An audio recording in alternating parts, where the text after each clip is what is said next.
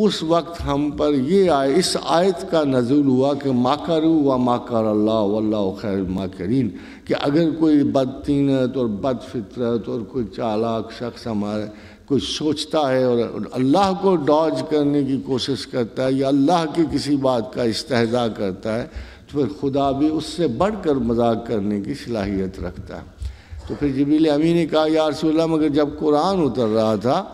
تو مجھے پروردگار عالم نے روح الامین کہہ کے پکارا، تو جب روح الامین کہہ کے پکارا تو میرا دل ٹھہر گیا کہ اب اللہ کی ججمنٹ آ گئی ہے، مجھے امانت والی روح کہا گیا ہے، اور مجھے لگا کہ میرا مستقبل آپ کے رحم و کرم کی وجہ سے محفوظ ہو گیا۔ خادم حضرات، پیغمبر ہر زمانے میں اٹ موسٹ انٹلیکٹ کے مالک ہوتے، اگر ایسا نہ ہو تو اپنے ہمسایوں کے تانے بھی نہیں سہ سکتے۔ اگر کمٹمنٹ، ویژن اور یقین کی افادیت ان کے دل میں الٹیمیٹ لمٹ کو نہ جائے، اور اگر ان کا انٹلیکچول جو پورا سیلف اور وجود ہے وہ اگر اتنا مضبوط نہ ہو، اگر پیغمبر بھی ریویژن آف اوپینین میں پڑ جائیں تو آپ سوچ سکتے ہو کہ پھر کیا حشر ہوگا باقی امت کا۔ تو پیغمبر کا حال یہ ہوتا ہے کہ وہ اپنی امت کا، اپنے وقت کا سب سے ذہین ترین شخص ہوتا ہے۔ اس کو پتہ نہیں کیا کچھ فیس، کتنے کانٹرڈکشنز، کتنی کاؤنٹر فلسفیز، کتنے خیالات، اور زمینی لیول سے لے کر کتنی پنجنسی سے نہیں پڑتی ہیں، اور اس کے فراخ دل پہ کیا کیا کس روز تہمتیں نہ تراشا کیے ادو، کس دن ہمارے سر پہ نہ آرے چلا کیے۔ تو اللہ کے رسول جہاں جہاں بھی گزرے ہیں انہوں نے اپنے معاشرے کی بدترین روایات کو نہ صرف سنبھالا ہے، اس کو دیکھا ہے اور اس کو جواب دیا ہے، تو جواب بھی انہوں نے اسی نیگیٹیولی یا ریئیکٹیو مینر سے نہیں دینا ہوتا، بلکہ ہمت سے، اخلاق سے اور ایک نئی روایت سے، علمی روایت سے جواب دینا ہوتا ہے۔ اور اس لیے کہا جا سکتا ہے کہ اپنے زمانے کا سب سے ذہین انسان بھی پیغمبر ہوتا ہے اور اپنے زمانے کا سب سے مہذب ترین انسان بھی پیغمبر ہوتا ہے۔ مگر اس شخص کے بارے میں آپ کیا کہو گے جس کے زمانے کا تعین ہی تاریخ دانوں سے چھین لیا گیا؟ اس شخص کے بارے میں آپ کیا کہیں گے کہ جسے قیامت تک کے لیے پیغمبری کی سند بخش دی گئی؟ اس شخص کے بارے میں آپ کیا کہو گے جس کے بعد نبی کوئی نہیں؟ اگر نبی آخر زمان ختم المرسلین رحمت للعالمین محمد الرسول اللہ کو جب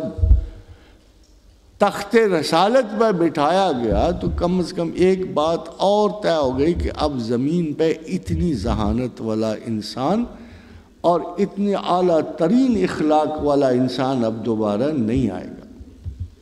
خادم حضرات، یہ مملکت رسالت، یہ وسعت رسالت کوئی 21ویں یا 20ویں یا 22ویں صدی تک نہیں جاتی، بلکہ حدود قیامت تک جاتی ہے، نسل انسان کی فنا تک جاتی ہے، بلکہ فنا سے بھی آگے جاتی ہے۔ جیسے میں نے آپ سے کہا کہ شفاعت محمد رسول اللہ صلی اللہ علیہ وسلم ہم جیسے، آپ جیسے بہت سارے گناہگاروں کیا گناہوں کی ایک کفارہ سا ہے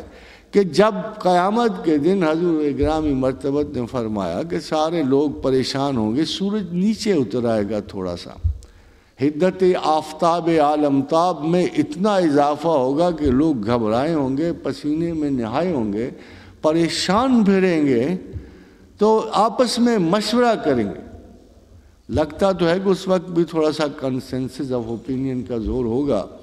تو سب مل کے کہیں گے کسی سے سفارش کرواؤ کہ اس حال میں ہمارا رب ہمیں نکالے۔ تو وہ آدم علیہ السلام کے پاس جائیں گے، کہیں گے حضرت ہم آپ کی اولاد ہیں، آپ اللہ کے پہلے رسول، بڑے آدمی ہیں، آپ خدا کے ہاں آپ کا رتبہ بلند، نسل آدم کے باپ ہیں، کچھ ہمارا خیال کرو، اس حال میں تو ہم جی بھی نہیں سکتے۔ تو آدم کہیں گے نہیں، آج کا دن جیسا پروردگار پہ چڑھا پہلے کبھی نہیں ایسا دیکھا، آج وہ بہت بڑے جلال میں ہے، وہ تو اترا ہی ہے یہ کہہ کے کہ لمن الملک اليوم وللہ الواحد القہار۔ آج نہیں بات، آج معاف رکھو مجھے، میں نے ویسے بھی بڑی خطا کی ہوئی ہے، مجھے مجال ہی نہیں تھی، میں نے خام خواہ پھل کھا لیا جانتے بوجھتے، فَأَزَلَّهُمُ الشَّيْطَانُ فَأَخْرَجَهُمَا مِمَّا كَانَ فِيهِ، مجھے شیطان نے بہکا دیا، جنت سے نکالا ہوا ہوں، میں کہاں اتنی وقت رکھتا ہوں، کسی اور کے پاس جاؤ۔ وہ پھر حضرت نوح کے پاس جائیں گے کہ اے پیغمبر اول ہو، نسل انسان کو سب سے پہلے رسالت آپ کے توسط سے ملی، آپ ہی کچھ کرو۔ کہنے یار میں نہیں جا سکتا، اصل میں پیغمبر کا کام نہیں ہوتا کسی کو بد دعا دینا، میں تو پورے نسل انسان کی تباہی مانگ بیٹھا تھا، مجھے اللہ میاں چھوڑتے ہی کہے گا میاں اس وقت نہیں آیا خیال جب پورے نسل انسان کی تباہی مانگ رہے تھے، طوفان نوح جب مانگ رہے تھے، تو اب بڑا بچت کا خیال آ گیا آپ کو کہ دیجیے ہم پھر ابو الانسان ابراہیم کے پاس جائیں گے۔ تو وہ خلیل اللہ ہیں، وہ بہت کچھ ہیں، کا فرمایا افسوس تھا تو میرے اللہ سے بڑے اچھے مراسم تھے، مگر 3 جھوٹ بول چکا ہوں، ایسے جیسے رعایتاً مسلیتاً 3 میرے منہ سے نکل گئے، I'm sorry، مجھے بہت شرم آئے گی، میں نہیں جا سکتا۔ تو حضرت عیسیٰ اور موسیٰ کے پاس بھی جائیں گے تو سارے کہیں گے دیکھو حضرت عیسیٰ علیہ السلام سب سے ذرا زیادہ سے آئیں، دیکھو کہیں گے دیکھو بات یہ یار اگر کوئی بات منوانی ہے نا اللہ سے تو جاؤ، وہ محمد کھڑے ہیں، یہ مقام جو ہے نا معافی مانگنے کا اور شفاعت عطا کرنے کا اور تمہاری زندگیوں سے عذاب اتارنے کا انہی کے پاس ہے اور کسی کے پاس نہیں۔ تو پھر لوگ مل کے جناب محمد رسول اللہ کے پاس جائیں گے، حضور تیار ہو جائیں گے، کیونکہ زندگی میں بھی یہی معاملہ رہا۔ اور غور کیجئے کہ جب معراج پہ تھے تو نمازیں کم ہو رہی تھیں، آ جا رہے تھے، تو جب 5 نمازیں ہوگی نا اور فائنل ہو گیا تو پھر موسیٰ علیہ السلام نے کہا یا رسول اللہ یہ نہیں کر سکتے آپ کی امت، یہ بعد میں ان میں بڑے انٹلیکچول اٹھیں گے آرام سے، اور یہ نمازیں نہیں پڑھ سکیں گے، بڑے بڑے بہانے لگا لیں گے مصروفیت کے، آپ ایسے کو تھوڑی سی اور کام کرا لو۔ فرمایا نہیں اب مجھے شرم آتی ہے، اب مجھے نہیں، اب میں نہیں جاؤں گا۔ اللہ کیا کہے گا کہ جی محمد اتنی رعایتیں بخش دیں، 50 سے 5 کر دیں، پھر بھی تمہارا دل امت کے لیے اتنا زیادہ حریص ہے۔ تو رسول اللہ صلی اللہ علیہ وسلم اس وقت نہیں گئے، خاتون حضرات اس وقت نہیں گئے، مگر قیامت کے دن جب شفاعت کے لیے اٹھیں گے تو بار بار جائیں گے، بار بار جائیں گے۔ اس وقت آخری وقت میں جب قریباً تمام اہل اسلام کو رہائی مل جائے گی تو پھر جائیں گے۔ کچھ لوگ کہیں گے یا پروردگار ابھی بھی مجھے کچھ میرے امتی جہنم میں نظر آتے ہیں، اور آپ نے تو وعدہ کیا تھا کہ قیامت کے دن مجھے آپ آزردہ نہیں رکھیں گے، مجھے آج بڑی آزردگی ہے کہ میری امت کے کچھ لوگ ابھی بھی مجھے بلا و مصیبت میں نظر آتے ہیں۔ اللہ نے کہا نہیں اے محمد، ہم نے اپنے وعدے کو پورا کیا، ہم نے تیری صاحب ایمان امت کو جہنم سے نکال لیا، اب اگر کوئی لوگ جہنم میں باقی ہیں تو انہیں کتاب نے روک رکھا، یہ تیری امت ہی نہیں ہے۔ خاتون حضرات ویسے تو ہمارے نام بڑے مختص ہیں، بڑے مسلمانوں والے نام ہیں، مگر حقیقت تو یہ ہے کہ ہم میں سے ہی کچھ بڑے کٹر کامونسٹ ہوئے، ہم میں سے ہی کچھ بڑے ایگنوسٹک ہوئے، ہم میں سے کوئی بڑے سیکولرسٹ ہوئے، ہمیں میں سے کئیوں نے خدا اور رسول کا مذاق اڑایا، ہمیں سے کئی لوگوں نے اللہ کے رسول کو کیپٹلسٹ کا ایجنٹ معاذ اللہ کہا، تو ہم میں سے بہت سارے ناموں والے وہاں بھی نظر آئیں گے، مگر جیسے اللہ نے کہا کہ اے رسول یہ تیرے امتی نہیں ہے، انہوں نے ایک میسکریڈ سا اسلام کا پہن رکھا تھا۔ We have been always very kind to condescend on Islam، ہم نے ہمیشہ اسلام پہ کافی احسانات کیے ہوئے ہیں، اور ان میں ایک احسان سب سے بڑا ہے کہ ہم نسلی مسلمان ہیں۔ ہمارا سب سے بڑا شاید احسان ہم نے اسلام پہ کیا ہوا ہے کہ ہم نسلی مسلمان۔ اگر ہم اس کو اپنا فخر سمجھتے اور اللہ کی رحمت سمجھتے اور کرم سمجھتے اللہ کا تو شاید ہم بہتر بیہیو کرتے، ہم تو الٹا اللہ اور رسول پہ احسان کر رہے ہیں مسلمان ہو کر۔ تو خاتون حضرات ہمارے پروفٹ کا جو انٹلیکچول لیول ہے، میں اس کی طرف آپ کو بتا رہا تھا کہ اس وقت تک پتہ نہیں لگتا۔ میں سمجھتا ہوں کہ جب رسول اللہ صلی اللہ علیہ وسلم ابن سیاد کے پیچھے کھڑے تھے تو اس وقت تک تو کوئی سائیکالوجی نہیں آئی تھی، اس وقت تو کوئی ایڈلر، یونگ، فرائڈ وغیرہ جمع نہیں ہوئے تھے. جب رسول اللہ صلی اللہ علیہ وسلم نے ارشاد فرمایا کہ جب وہ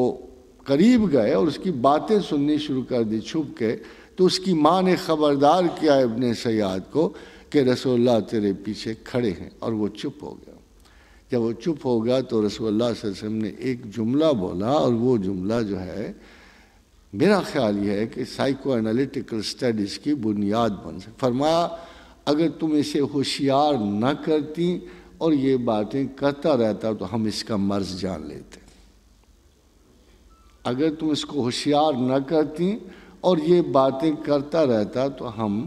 اس کا مرض جان لیتے. اور یہ ایک سائیکو انالیسس کی بنیاد تھی جو رسول اللہ صلی اللہ علیہ وسلم نے اس وقت رکھ دی. اور اگر مسلمان اسے فالو کرتے اور کسی مینٹل سکنس کے کچھ علاج سرسام کا اور ان کی باتیں سنتے اور اندازہ لگاتے، ان کی وشفل تھنکنگ کو اپریشیٹ کرتے، تو شاید بہت پہلے مسلمان ہی اس قسم کے علوم کی ابتدا کر دیتے. خادم حضرات، ایک دفعہ رسول اکرم صلی اللہ علیہ وسلم نے فرمایا، میں حیران ہوں کہ ہم کس بعض اوقات ہم گرفت سے اولیاء کو دیکھنا چاہتے ہیں کہ کسی ولی اللہ کی گرفت کتنی ہے معاملات میں. سید حجویر ایک دفعہ خراسان کی پہاڑیوں سے گزرے تو کہا ہم نے 360 ولی دیکھے، کچھ خوش نظر تھے، کچھ خوش وقت تھے، کچھ خوش مقام تھے. تو یہ تینوں ایک ڈفرنٹ سٹیٹس ہیں اولیاء کے مقامات پہ. سید حجویر نے جب یہ اشارہ کہ کچھ خوش نظر تھے، کچھ خوش مقام تھے، کچھ خوش وقت تھے. اسی طرح شیخ جنید جب ایک ویرانے سے گزر رہے تھے تو ببول کے کانٹوں پہ ایک درویش کو دیکھا کہ جو اذیت اپنے آپ کو دے رہا تھا، رو رہا تھا. تو آپ نے پوچھا کہ اے بندہ خدا تجھے کیا بلا آن پڑی؟ تو اس نے کہا کہ شیخ یاد خدا میں میرا ایک لمحہ کھو گیا ہے اور میں پریشان ہوں، اور میں نے اپنے آپ کو اس لیے دکھ دے رہا ہوں کہ میری غفلت کی وجہ سے وہ میرا ایک لمحہ یاد خدا کھو گیا ہے. فرمایا میں دعا کروں گا. تو آپ چلے گئے، کافی عرصے بعد پھر گزرے، دیکھا پھر وہیں بیٹھا ہوا. تو آپ نے اسے کہا میں نے تیرے لیے دعا کی تھی.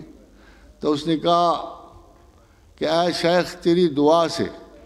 مجھے وہ لمحہ جو ہے مل گیا ہے، مگر دل نہیں چاہا کہ ایسی مبارک جگہ سے اٹھ کے چلا جاؤں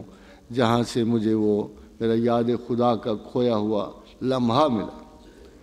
تو خادم حضرات، ٹائم کی عجیب و غریب صفات جو ہمارے سامنے آتی ہیں کہ ٹائم سکویز ہو سکتا ہے، ٹائم فنش ہو سکتا ہے، ٹائم نارمل پہ چلتا ہے. یعنی یہ جو ایک جنرل کانسیپٹ ہے زمان و مکان کے بارے میں، کم از کم یہ مذہبی نقطہ نظر نہیں ہے. دو بہت بڑی بڑی جو پاسبلٹیز جو نظر آتی ہیں کہ اللہ کی کتاب کے نزدیک زمانہ جو ہے وہ انفینٹ نہیں ہے. جب بھی خدا مینشن کرتا ہے زمین و آسمان کا، کائنات کا، ستاروں کا، تو اللہ ایک جملہ ضرور ساتھ کہتا ہے الی اجل مسمى، کہ وقت چلتا ہے مگر وقت مقررہ تک. وقت ضرور رواں دواں ہے، زمانہ چل رہا ہے، مگر ایک لمٹ ہے، ایک وقت ضرور جاری و ساری ہے مگر وقت مقررہ تک. تو ایک سے وہ اپنے ایلس ان ونڈرلینڈ پڑھی ہوگی، تو اس میں ایک بڑا خوبصورت جملہ اس نے استعمال کیا. اس نے کہا ڈونٹ ویسٹ مائی ٹائم. تو اس نے کہا time wasted is also time.